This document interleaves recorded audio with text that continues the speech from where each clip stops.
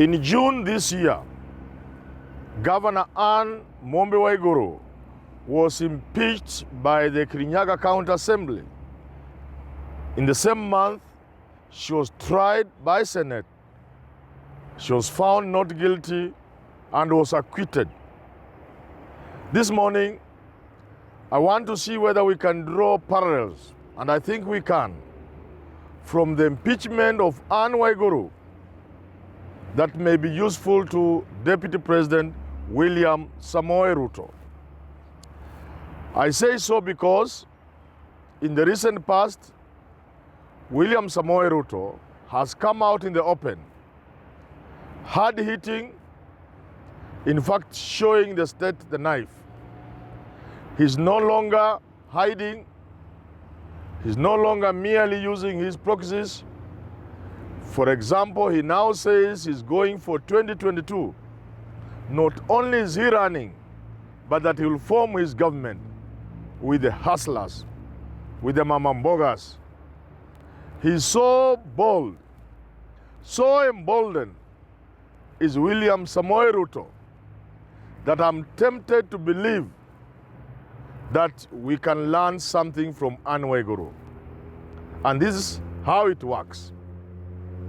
In June this year, when the county assembly impeached Anne Waiguru, it was clear to all and sundry that it was not merely the county assembly, it was merely not the county assembly that was after Anne Waiguru. Unlike other counties, unlike other impeachments before that, there was a hand that was not well hidden that was directing the affairs of the county assembly. That's my own interpretation. I could be wrong. From where I sit, I can comfortably state that it is most likely some senior politicians in Kirinyaga were after Waiguru. And it's not Kibisho, Karanja Kibisho, the way some people are thinking. No. Indeed, like I said in some video I released then, there is a prominent political family that was driving the impeachment. But that is not what I want to say this morning.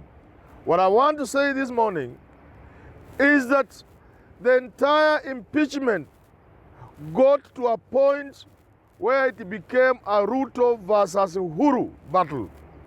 More than that, the Anne Waiguru impeachment at the county assembly got so bad and became so clear that not only was it a battle being taken to Uhuru, it was certainly a challenge to him. Utadu.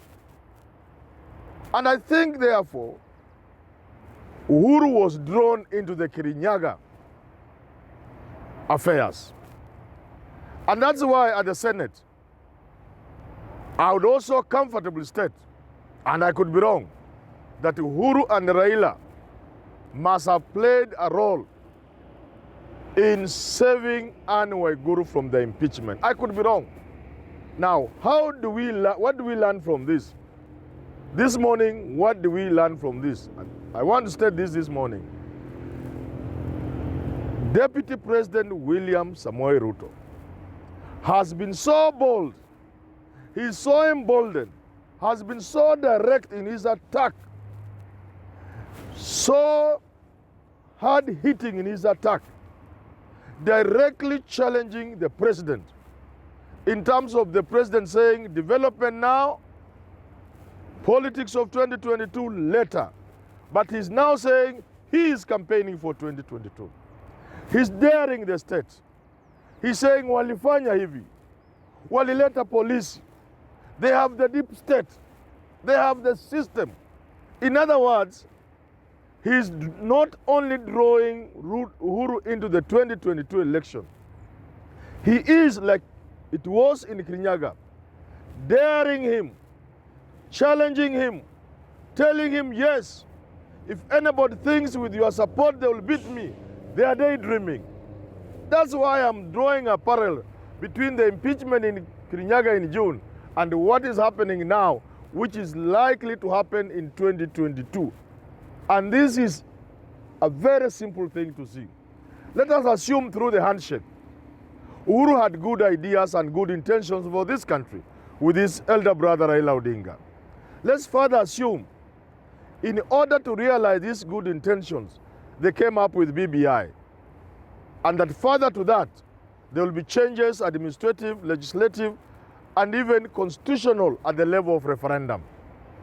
Let's further assume that those changes will be used to change this country, to ensure that we deal with the challenges we have faced since independence in the manner they suggested on the 9th of March at the steps of Harambee House. Let's therefore conclude that it will not be possible for Raila and Uhuru to implement those changes unless they are in charge, which I think is the case.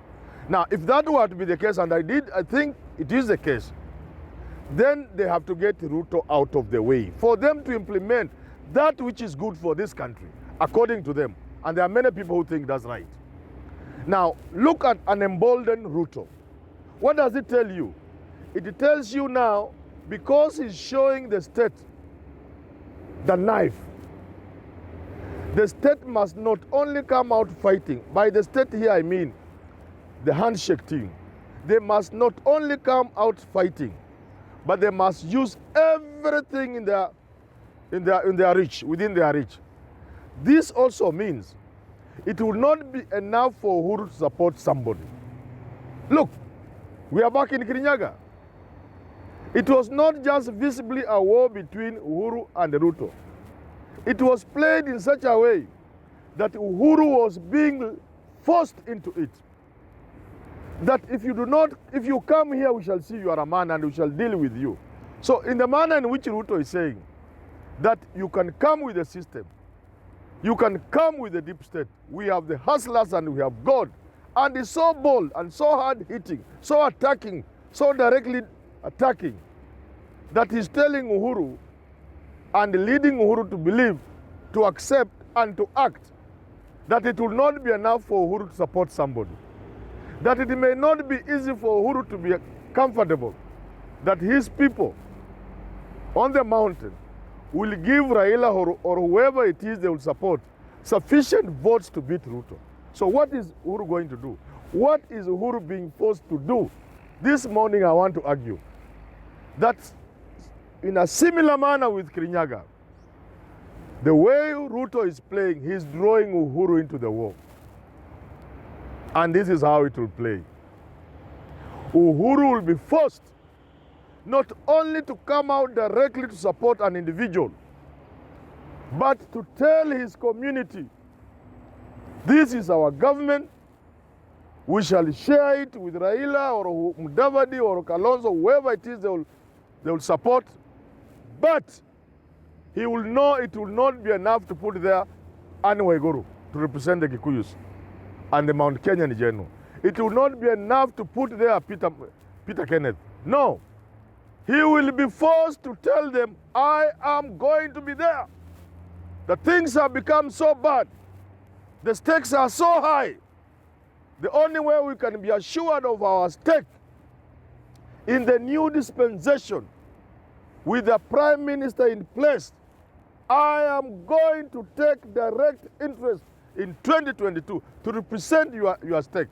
And this is what I'm saying this morning, that unknowing to William Samoei Ruto, by showing the knife, by attacking in the manner you are attacking, you are not only for warning and for arming your enemies, you are actually putting yourself on the anvil and your enemy has the hammer. Be careful with how fast you push, with how bold you are. Like Kenyatta said, when they changed the constitution group, tried to force him to remove the clause that provided for an acting vice president for 90 days, he told the change the constitution group, the Kiika Kimanis, and those others, that you do not show a bull you are going to slaughter the rope and the knife. That was in 1976. In the year 2020, William Ruto is showing the bull the knife and the rope. Be careful.